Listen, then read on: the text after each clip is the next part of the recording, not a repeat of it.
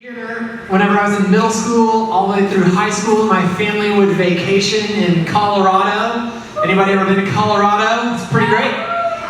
We would go into the La Plata River Valley. It was like this most beautiful forest you could imagine. And we would bring our dirt bikes, and we would take our dirt bikes like all through the forest, up the mountains, through the canyons, to Grandmama's house we go, and all that. And we would go fishing for trout in the river, and it was like not even fair because trout, I've never seen people there. They basically just jumped in my bucket, and like they were just not afraid. And it was just an amazing time. We would go camping. We'd be there for a week. It was awesome. Some of y'all are like, that sounds terrible. To me, it was paradise. There's no place I'd rather be except Legacy, of course. All right. But one time. And I didn't find this out until later, but my older brother, it was a time where me, my younger brother, I'm the middle child, and my older, we were all just exploring, and we were just going through the woods. There were like abandoned mines and stuff you could like just go check out. So we were just all going around. My parents were like, hey, stay within a couple miles and everything, so we did it. And I didn't find this out later because my brother kept it a secret, but what happened was, he saw something that was more interesting than the scenery. He saw out in the middle of the forest, in the middle of the woods, a photo shoot taking place. And as my brother's creeping through the woods, he's like, oh. And on a rock in the middle of the river is a guy taking, or a whole camera crew taking pictures of a naked woman on this rock for some calendar or something. I don't know. So what did my brother do in that moment?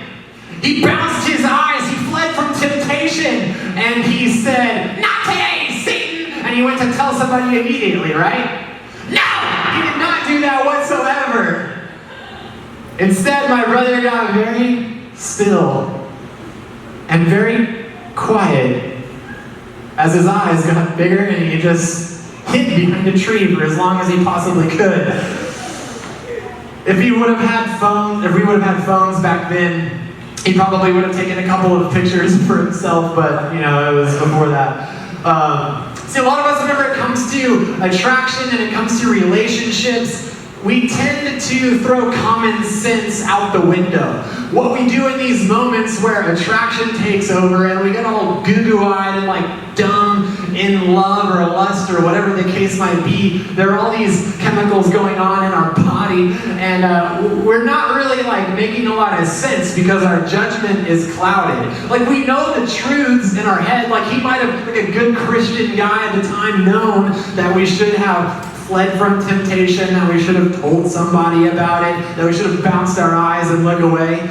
But in that moment, you're just like, what? And like, you're not rational in that moment, right? When it comes to dating, which is what this series, Save the Date, is all about, where we're talking about laying down a foundation for successful relationships in the future. Saving the date now, whether you're dating now or you're dating in the days to come or years to come, whatever the case might be, you can save that date by applying some of the things we're learning throughout this series now. And we're going to finish the series next week. I hope y'all are here for that. Has anyone been here for all of them so far of Save the Date? Yes? Cool. Hey, wow. Successful relationships in the making or in the continuance. Awesome. But we know these facts, like don't date a cheater. Don't date somebody who treats you badly. Don't date somebody who pulls you away from your friends or your personal values or your family or the goals that you have set up for yourself, right? Your joys in life. If someone's taking away from these things, like probably don't hook up with them, right? Because what's the point of dating? The point of dating is to find the characteristics in the person that you want to ultimately spend the rest of your life with. It's figuring out those things that you like that you don't like before you get married and you're with that person forever. So if they don't have some of these things out of the gate, like if you're like, oh, well, they're a cheater, but it was just one time, like it's not going to happen again. Or it's like, they're kind of like angry and mean to me, but they're not like that all the time. Like it's just like 90% of the time. If it's like they're trying to change, they're trying to be a better person, or if it's like, look, they're testing missing out, church. They're coming to church. They might become a Christian at some point. Like, just stop. Can I give you all a pro tip real quick, straight out of the gate? Number one, don't flirt to convert, okay? If someone's not a Christian, just don't even get into that boat right there. It's a sinking ship as far as your relationship is concerned, and you don't want the responsibility of saving another person. You can't handle it. You can't do it anyway. It's the Holy Spirit's job to do that, right? Your objective isn't to try to date someone into following Jesus. That's not your job. And number two, people aren't projects. It just goes on top of that. You're not going to take a relationship on, a person on, a boyfriend or a girlfriend in the hope that you're going to make them better. They're going to improve them. Work on yourself. Remember, get the land in order first, then build a house on it. As we said a couple of weeks ago, people aren't projects. We know this, but knowing and doing are two different things. Fortunately, there's hope. I find a lot of hope in David. Whenever we look at Scripture, we've seen a guy named David, written a few of the Psalms. Was an amazing guy, very victorious leader, a king, which is where we're going to find him if you want to turn to 2 Samuel. That's where we're about to be in just a second. But he was also a guy who had a unique, special, amazing, powerful relationship with God. He was even described in Scripture as a man after God's own heart. And I don't know about you, but if someone said, hey, what do you think about Ren? And they said, oh, he's a man after God's own heart, I would be like, yes! I've arrived! Like, that's all I'd ever want anyone to say about me. And they were saying this about David. But David made some big mistakes, y'all. And we're going to be there, 2 Samuel chapter 11. Because this guy, man after God's own heart, he finds himself in a situation where he is susceptible, where he's likely to be tempted, and the enemy is smart. He's good. Y'all know this. The enemy's good at his job, because what does he do? He knows you, right? He studies you. That's why when you have an enemy, if they want to beat you, they study you, right? And the enemy knows where you are susceptible to fall into temptation. If it's food, if it's anger, he's going to be putting people in your life that just hack you off. If it's sexual sin that you're just like, it's very difficult for you to resist that, he's going to be putting opportunities for you to fail in front of you all the time. He knows you. And so in 2 Samuel chapter 11, verse 1, it says this, in the spring of the year, when kings normally go out to war, David sent Joab and the Israelite army to fight the Ammonites.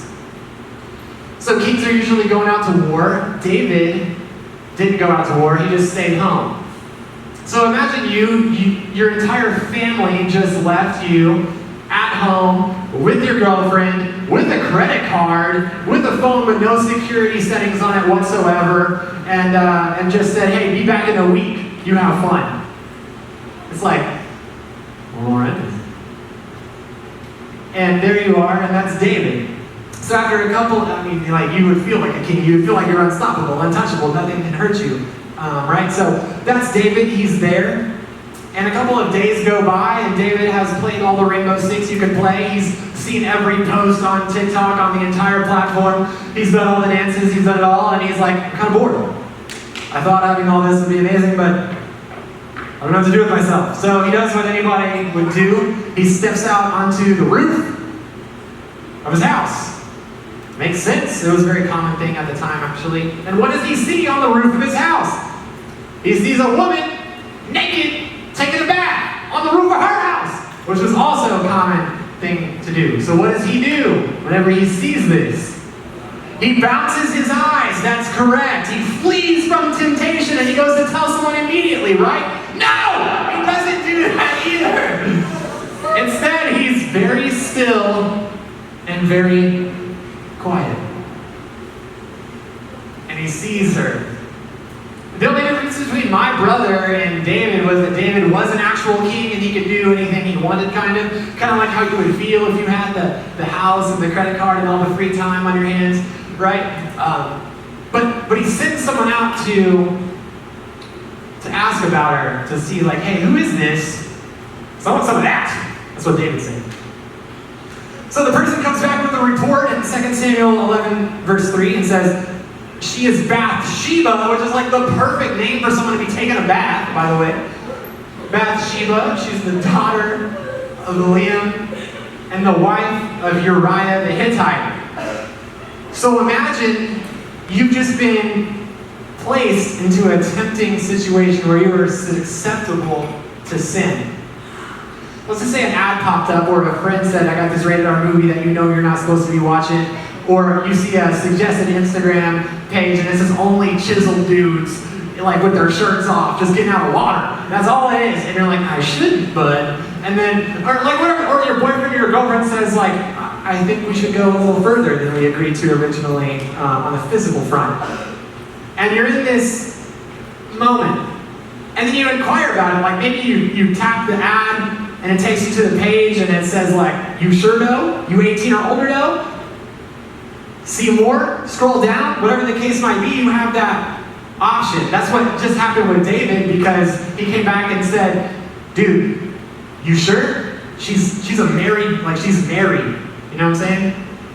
And here's what I want us to get from this. Every temptation is followed by a choice. Oh my gosh, is that not true? We've all experienced that. When you're tempted by something, relationally or otherwise, whatever it is for you, you have a choice to make. And Calvin read it earlier. God always provides a way out, but how often do we choose that way out? David chose to act on the temptation. He has sex with Bathsheba, remember, another man's wife, and then on top of it all, he finds out a few days later, or however long, that she's pregnant. She's pregnant. Can you imagine the panic that just swept over David? He's like, oh man. Oh man. Oh man. And then you start thinking. You start getting super creative. You're like, okay, if I tell this person that, and maybe I was here, maybe it was somebody else, like maybe somebody broke in. No, like delete all the internet history, okay, I can do that. No, hide the evidence. Hey, you were with me. What are you going to say when they ask you? What are you going to say? And you start covering your tracks. You start getting really creative, right? And that's what David did too. Because we're afraid of getting caught, we're afraid of the shame and the embarrassment, and we are scared, man. We're scared. We're scared of the consequences. The thing that we don't realize is that the consequences are already in place, whether you get caught or not. There is still an impact happening. You can win and still lose in situations like this when it comes to temptation. Here's what David did. He calls his Bathsheba's husband, Uriah, back from war. Says, hey, I have an idea. If she comes back, or if he comes back home from war, she's going to be so happy to see him, right? Because you're my husband and we're married, and so, having sex is a normal thing that we can do because we're married and all, and I haven't seen you in so long, so naturally, like, that's going to happen. And it's been so brief between all this, like maybe the timeline would get mixed up, right? And they'll just think it was his baby, not mine. I'm free, I'm in the clear. But David's guilty conscience wouldn't let him do it. He's like, it's not good enough. There's still all this shrapnel around. You know how like whenever you tell a lie, and you gotta tell another lie to cover up that lie, and then you find yourself doing and saying things you said you never would, just because you don't want to get caught with the original thing. It's like if you just would have been honest from the beginning, you wouldn't be in this pickle to begin with, but David was in it. And what does he do? He gets so desperate. He gets so afraid of getting found out that he sends Uriah, Bathsheba's husband, back to war, puts him on the front lines on purpose because he knows people on the front lines are the first to die. It's pretty much a guarantee, and that's exactly what happens. He dies. And that's what David did to cover up his sin. I hope you never go that far, but I do wonder how many times we ask a lot of those same types of questions, like, what can I get away with? Can I get away with this? And how? How can I avoid the consequences for this? What can I do to not get caught? And I gotta say that asking these types of questions, if you're asking these types of questions, it's already too late. And they're the wrong questions anyway. You're asking the wrong questions. You should have been asking, what was the way out to begin with? Some of us, whether it's dating or it's something else that we're tempted with, we owe it to ourselves to be honest with ourselves. See, I think David was just trying to lie to himself and to just cover up the reality of what actually happened instead of just admitting and accepting it and moving forward from there. He probably would have experienced a lot more grace, just like a lot of us would, you know, right? Your parents are always saying, if you just would have been honest with me from the beginning, we wouldn't be here, right? And you're like, I know, but I just... And when you think of that like 0.001%, I'm not going to play those odds. I'm not going to play it. You got to be honest with yourself.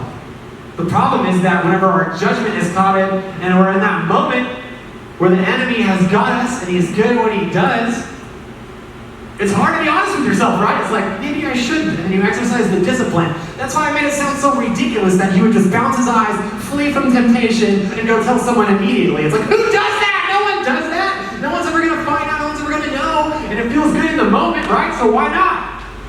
But there's a bigger picture going on. There's more to it than that. And if you're honest with yourself, you know that, and you owe it to yourself to be honest with yourself, because the decisions that you're making now are going to impact your future. The decisions that you're making now are going to impact your spouse, whether you've even met them or not. I promise you. I promise you. And some things you're doing now might really, really hurt and cause pain and damage and years of counseling and scars in your future marriages. And you gotta try to wrap your mind around that. And you gotta be honest with yourself about it. For real, for real. And if you can't because your judgment's clouded, then get someone who can. Because David realized how far he had gotten off track. He didn't come to it on his own. He had to have a guy tell him. And his name is Nathan. Nathan spoke up. And we all need a close and trusted friend who can call us out and be honest with us whenever it's hard to be honest with ourselves. So, number one, there's two things before we go to break. Number one, find your Nathan. Find your Nathan. Find the person that is going to be honest with you and truthful with you.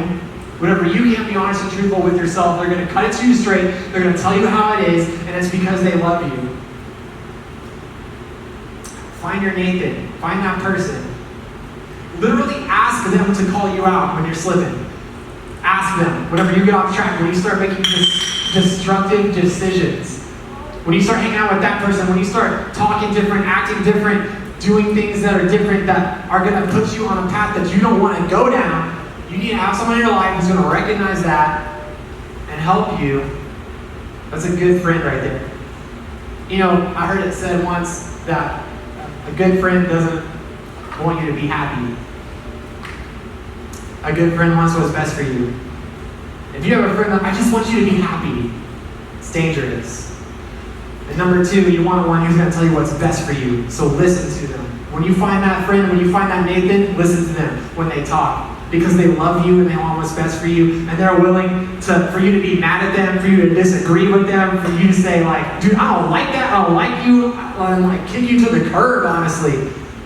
But you can stand firm on the fact that you spoke truth. I want to be like that, and I definitely want and need people like that in my life. So find your Nathan and listen to them when they speak once you have.